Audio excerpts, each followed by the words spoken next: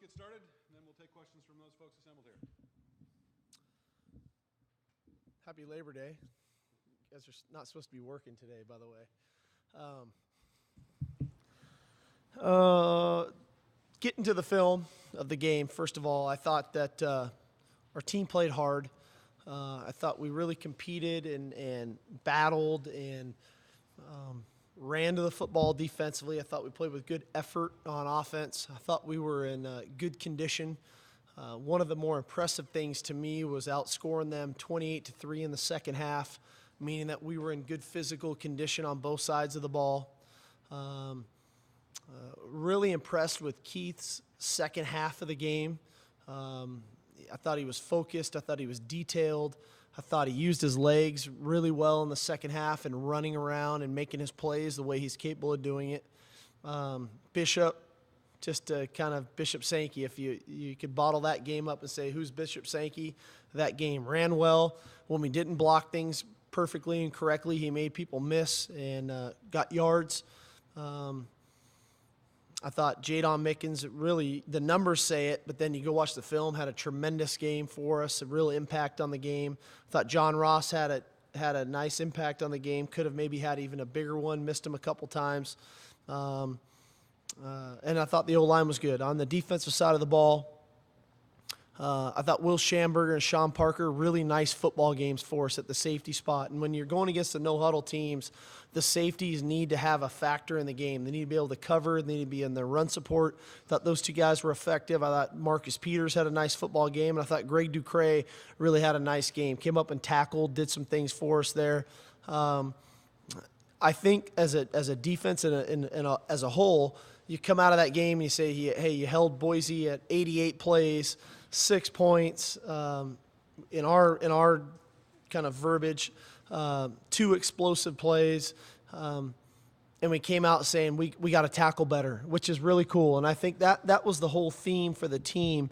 There's a lot for us to work on. It's a nice win for us, but there's a lot for us to go back to work on. And as we touched on today, we went back. We had shoulder pads and helmets on a Monday after a game. So there's plenty of stuff for us to work on. It was a good win. I'm fired up for our fans. I'm fired up for the Dog Pack and what they brought to the game. I thought they were tremendous. Sellout crowd, all that stuff. I'm excited that they got to have that experience. But for us as a team, there's plenty of stuff that we need to work on to get better at. And that's the beauty of the schedule, that you play that first ball game against a really good opponent. You have a bye to work on those things before we get ready to go to Illinois. So proud of our guys. I'm proud of the way they played, the emotion, the energy that they brought. But we got things to work on to get better. And I think we can fix a lot of those things. And we have a chance to be pretty good, but we got to fix some stuff. Questions? Steve, you mentioned Keith's second half. Yeah. What was the difference from half one to half two for you? Just him settling down and playing. You know, he was so fired up. You know, and I love that about Keith. Nobody prepared more. Nobody was more ready to go play the game. And that environment, that all the stuff that comes into the game, I think he was just, kind of white-knuckled. He was grabbing the ball a little too hard and just settle down and play the game. And I thought he did that. I thought he allowed plays to happen. One of the cooler plays was the touchdown to Josh Perkins. They kind of all-out blitzed us, and I went back to the Alamo Bowl 2 years ago. If you remember, a touchdown to Jermaine Kearse, we were in an empty formation. They all-out blitzed us. He pump fake, avoided the guy, threw the ball about 55 yards down the field to Jermaine for a touchdown. It was almost reminiscent of that all-out blitz. He pump fakes, avoids to his left, and hits Perkins for the touchdown. So to me, it was him just going back to playing football, and that was what I was hopeful that we could get to with Keith, because when he plays that way, man, we're pretty good, and he's really good when he plays that way. And I thought that happened in the second half. And when we went 4 straight drives of 4 consecutive touchdowns, he was just in a really good rhythm and good command of the offense. I think we asked you after the game, but after looking at the film, was the blend of speed, pace, and efficiency about what you were looking for? I thought it was really good. It was unique to me. This is new to me too, going this fast. It was unique to me there in the fourth quarter, 7 minutes left. Where's the pace? What's the pace? And I think that's the the juggling act for me as the head coach, as the play caller on offense, of how do we keep our players disciplined of going fast, but also being respectful of the game, and how to operate the game in such a manner that you respect your opponent, because Boise's a good football team. Coach Peterson's a great coach of respecting their work and their players and all that. So there's a fine line in there. But I thought the tempo was great. I was really impressed with our guys early on of how efficient they were. I thought there was a telling point in the game, and it just got mentioned to me. If you remember the third down conversion to Case in there early in the third quarter, was a big third down conversion. He makes a great run after the catch, and he goes down, and the first thing he does is get the ball to the official, and he sprints and gets lined up in his spot.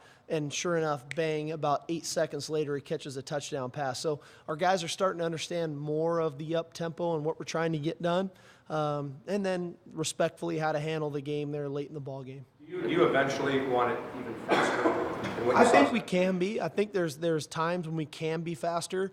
I watched our game on replay last night. I always try to do that just to get a feel for everything. I do that on Sunday nights, and I was thinking about it. You don't have a chance to even comment on the play at times because the next play the ball's getting snapped. So the commentators of the world that one guy's calling the game, but the commentators of the world almost have to comment on the drive at times rather than the play. And that's how we hopefully can be and be efficient at it. But I think we can be faster at times for sure. But there were some really cool moments in there.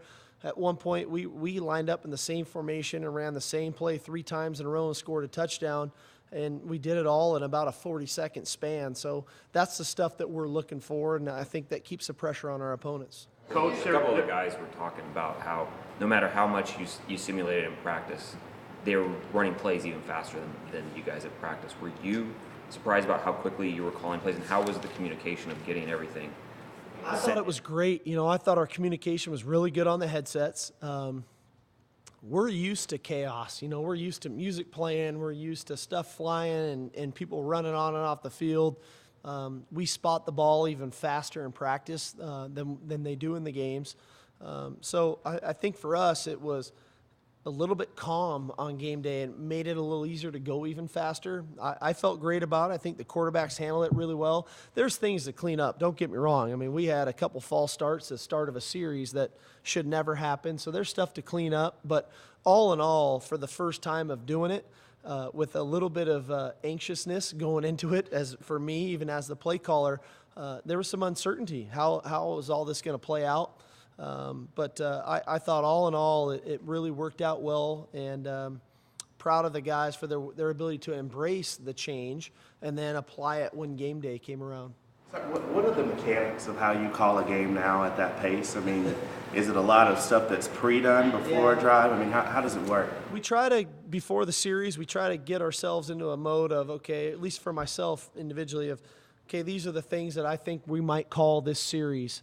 And then notify the people that need to be notified. Obviously, the quarterback, the receivers. Hey, guys, get ready for these few things because we think this is what's going to come. And then stick to it, and call the stuff that you thought pre-planned would work and not second-guess yourself. And I think that's the beauty of going no huddle. You don't have time to second-guess yourself. You don't have time to overanalyze things. You go with what you thought and what you prepared for, and you call the plays. And so many times, you can call the same play 4 times in a row, and you can get a different result 4 different times based on the defense that you get. And so I think, sometimes we overanalyze and, that play didn't work. Well, maybe it was based on the defense that we got. So let's call it again and see if we get the defense that we were looking for to make the play more effective. And I think that held true Saturday night. Coach, from a kind of start to finish, there were big plays. But relative to a lot of games, there, especially offensively, there appeared to be a lack of dramatic momentum swings. It felt constant. Did it feel that way to you? It sure did. We offensively had a lot of long fields, as we referred to them. We started in our own end just about every series. We had one after a big kickoff return by John Ross. We got the ball out by the 40. But the rest of the time, we started really kind of 25, 20, 10-yard line type stuff, and we had to drive the length of the field. And we made our plays, you know, and we were consistent. I think what happens is you don't notice the down and distance as much. You don't notice, so what if we had a holding penalty? We got to go and run the next play. And I thought we really overcame some of our shortcomings that really affected us a year ago. I mean, if we got a holding penalty a year ago, it was like we might as well have punted on second down. You know, I mean, we were so handcuffed after that. Saturday night, we got holding penalties, and we just went and kept playing and converted on third down and made our plays and kept drives alive. And that was really impressive. I thought our third down conversion rate was really something to make note of. When you go 11 of 15 on third down, you're converting 73% of the time without anxiety. Guys caught the ball; it was just normal for them, and that was really impressive as well. After watching the tape, the fourth down decision, I think in the first quarter, is that right? Right. I mean, just the play call itself. Any thoughts on? Probably me being stubborn more than anything else. You know, we called the play the first time, and Dwayne won't have a problem with me saying this. If Dwayne follows Sam Wu-Ching, he probably scores a touchdown the first time we call it. Called the same play again the second time. I really felt like we had a chance for some yards there, and out of frustration, I probably called it a third time in a row. I thought we could get 2 yards, you know. But a credit to Boise and their kids firing off on 4th and 1. I thought the tempo would get them. They made their play. So hindsight's 20/20. Probably would have called something differently there on 4th and 1 to go for it. It didn't happen.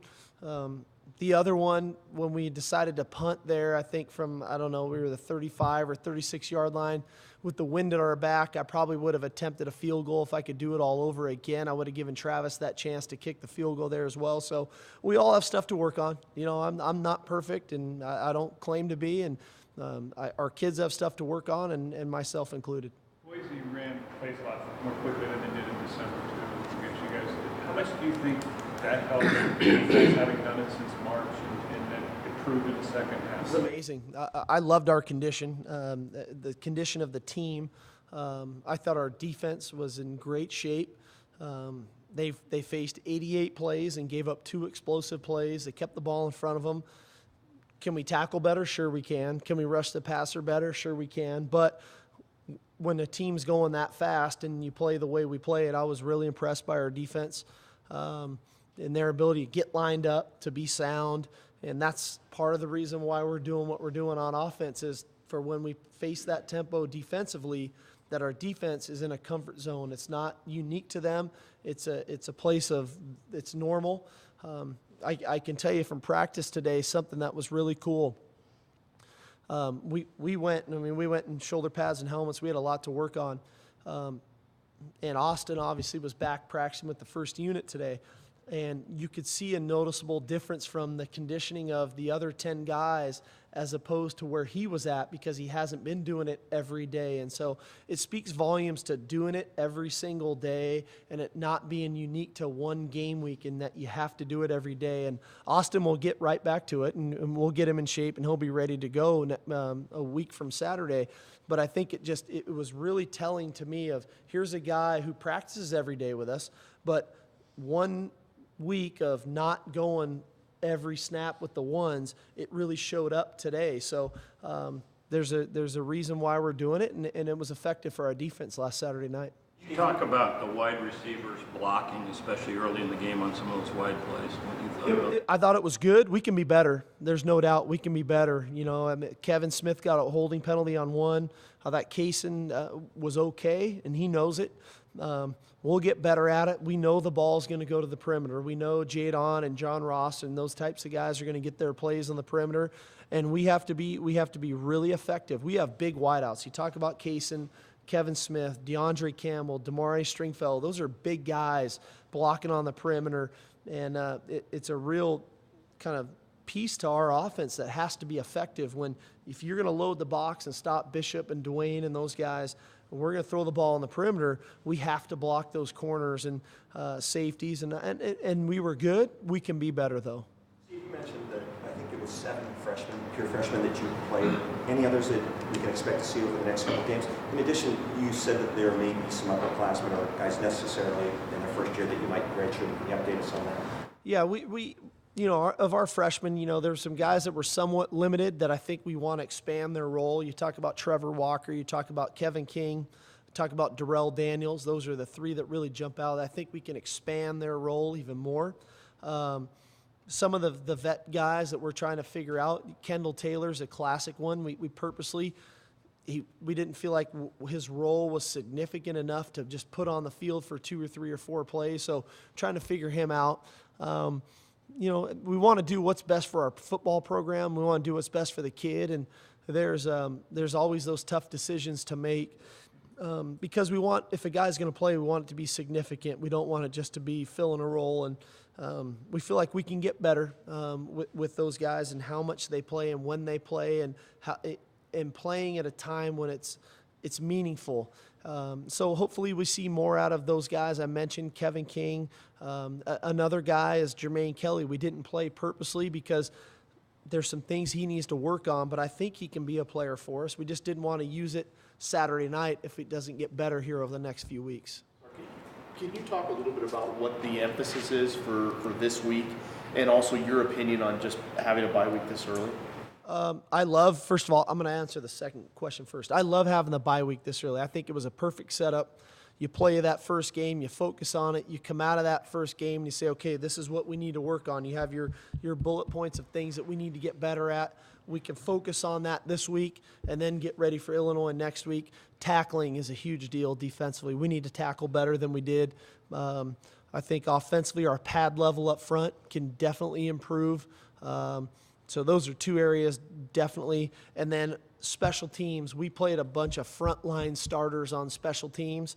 We need some of those names that I just mentioned, those guys to really, we need to push them to the forefront on special teams so that I don't have Will Schamberger, Sean Parker, Shaq Thompson, Princeton Foy-Moano starting on every team. We need some of our depth guys to step up and be frontline starters on special teams. So those are things we're working on. You mentioned the 88 defensive plays. How much of an extra burden does an up-tempo offense have on a defense? And is this the first year you feel like you've had enough depth on the team and talent to be able to handle that burden? I think it's a good point. Again, I'm going to jump to the second one first. I really believe this is the best depth we've ever had in 5 years of being here. And I think it lends itself to allowing us to playing up-tempo, allowing us to defend the up-tempo teams and playing more second, even third-team guys and putting them on the field early in games when we were reluctant to in years past. I think the up-tempo offense is going to force our defense to play more plays. We're aware of that. We understand that. It's not that we weren't surprised by that Saturday night. And we're also aware that more teams are going to go up-tempo. And the customary playing a game where on defense you play 65 plays doesn't exist anymore. We have to be ready to play 80 to 90 and some games potentially 100 plays a game. And so to do that, you have to rotate, you have to have depth, and you have to do it early in the game. You can't wait till you're tired to sub. You have to sub and have a sequence of when you sub. Is it 3 plays, 4 plays, 5 plays, whatever it is based on the position group? You have to sub those guys. And the reality of it is, you don't have 11 starters. You really have 22 starters. You have a 2 deep, and those guys are going to play, and they're going to play all the time. Steve, I would have told you 10 years ago that you'd be calling this kind of offense. Would you bought that? Given your history? Maybe, maybe. I would love to play in this offense, shoot, to get more chances to throw the ball and run the ball and have fun. And, there's less time for the coach to yell at you in between plays for the mistake you made and all that stuff. So I'd love to play in this. I'm having a blast calling this. 10 years ago, I probably should have been running this. I think that would have gotten Reggie and Lindell and Matt more chances to score more points. So,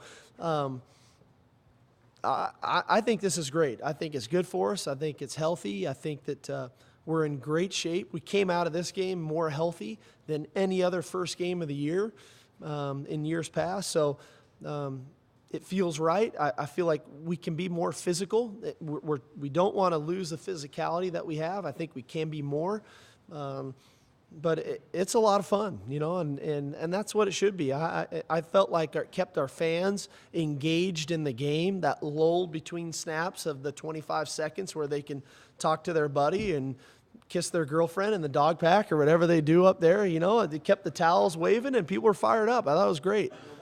Why did it make sense to do it this year as opposed to maybe a year ago, 2 years ago? I thought it just fit our personnel. In years past, I always felt like, man, if we could just shorten the game, keep the game shortened, shorten the game, keep it close, have a chance to win it in the fourth quarter, that we could win that way. And I thought it was effective for us. Now, we have the depth, we have the personnel, we have the athletes on our team that, man, the more chances they get, they're going to make plays.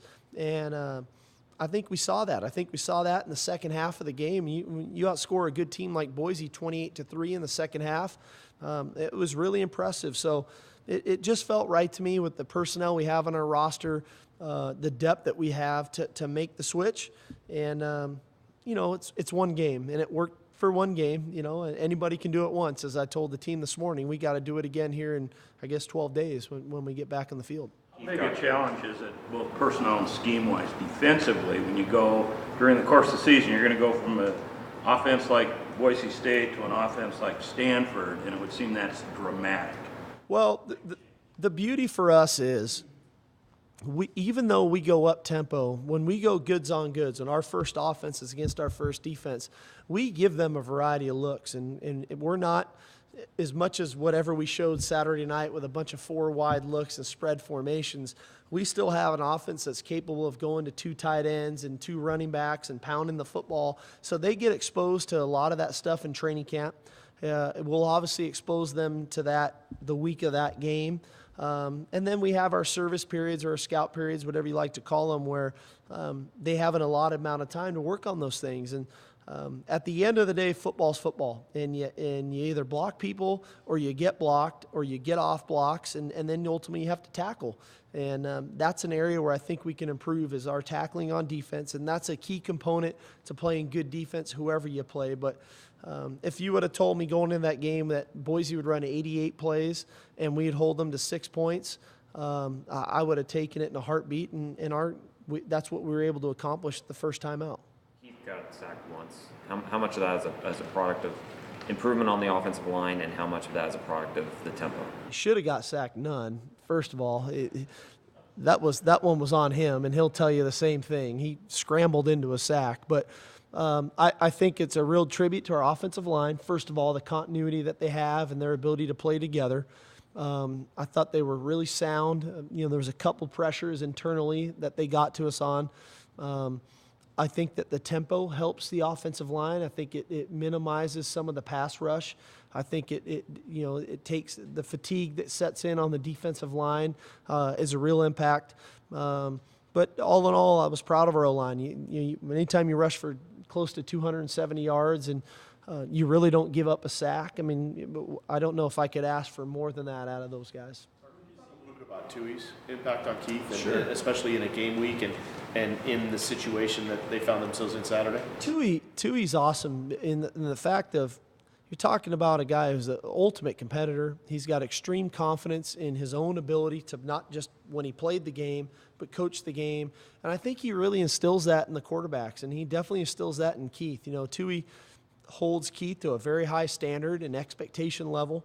And being okay is not good enough. There's a standard that Keith has set for himself, and that's what Tui holds him to. And but he does it with extreme confidence, and I think we see that out of Keith. I thought Keith had a little bit more swagger Saturday night than we've seen last season, and I think a lot of that is due to Tui's preparation with him and the expectation level of him.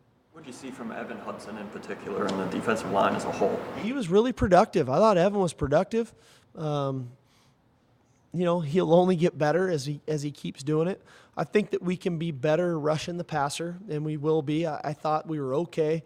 Whether it was Corey Littleton or Howley or Josh Shirley, I thought we were okay. I think we can be better at rushing the passer, especially in the obvious passing situations.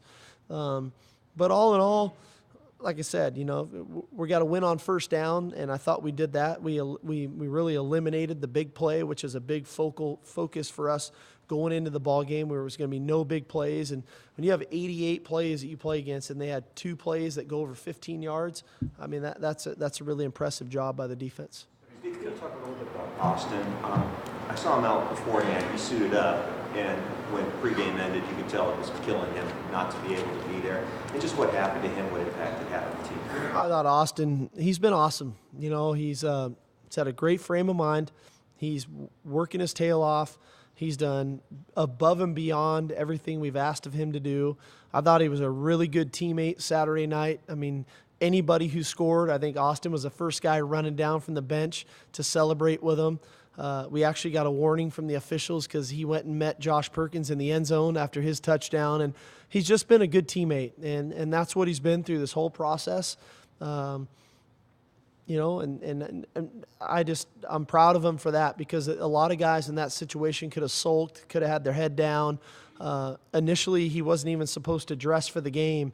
He wanted to dress. He wanted to go through pregame warmups. He wanted to be with his teammates, and I just think it speaks volumes to how he's handled the entire situation, and couldn't be more proud of him.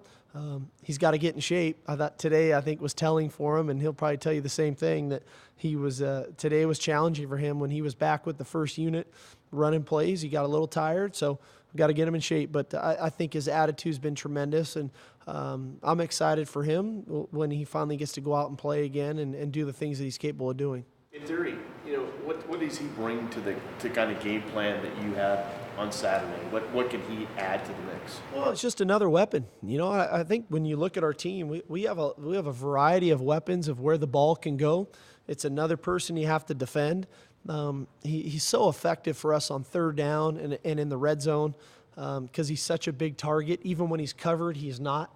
I think, and then there's a comfort level for Keith as well. Anytime you're throwing to a guy who's 6'6", 270 pounds, the radius for which he can catch the ball is so much bigger as opposed to other guys. So I think he provides that. I think he's really going to help us in the run game too.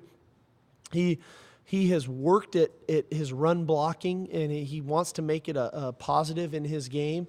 And when you're that big on the edge, some of our runs the other night that went to the perimeter that kind of got muddled up and didn't look so hot, I think will look more effective when he's in there blocking. So I think he provides a lot to us.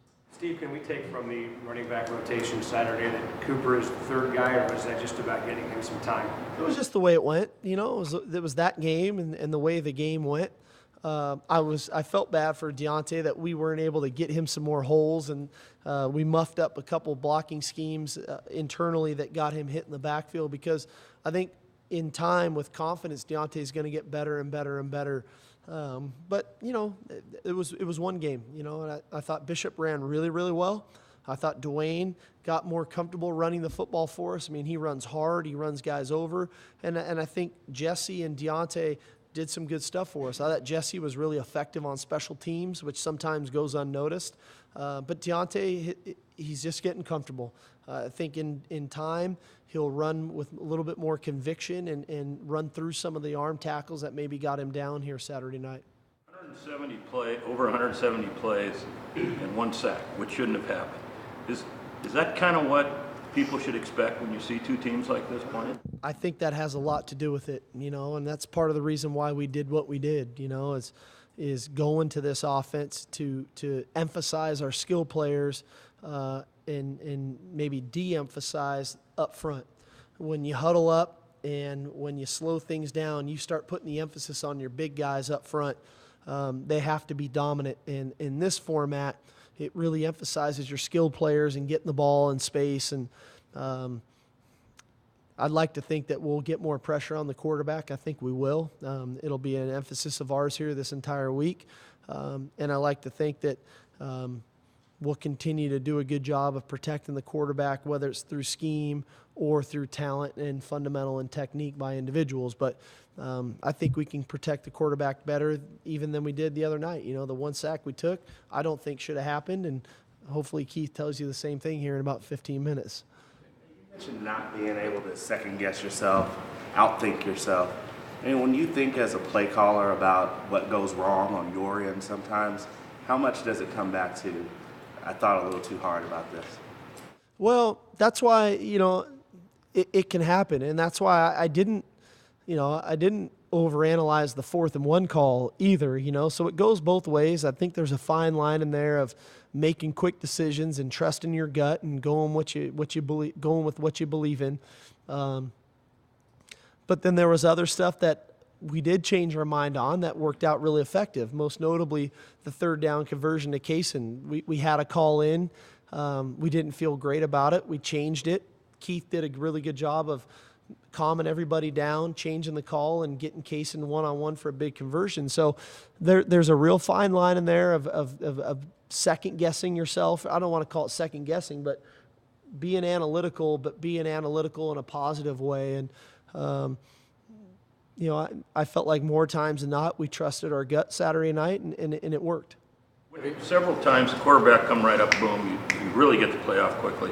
Other times the quarterback step back, obviously look to the bench, get some sort of signal. What determines that? Is that just part of your Me?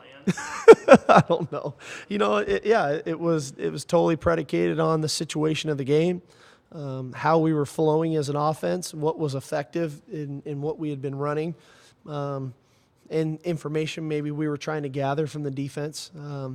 But all in all, I thought our guys handled it really well. When we really tried to speed the tempo up, they went with it. When we tried to taper back a little bit, they handled that really well. So that was good. Taking Van Winkle Saturday? I'm sorry? Cameron Van Winkle pickups? I don't know when the last time we had a touchback was, and we had 2. That was cool.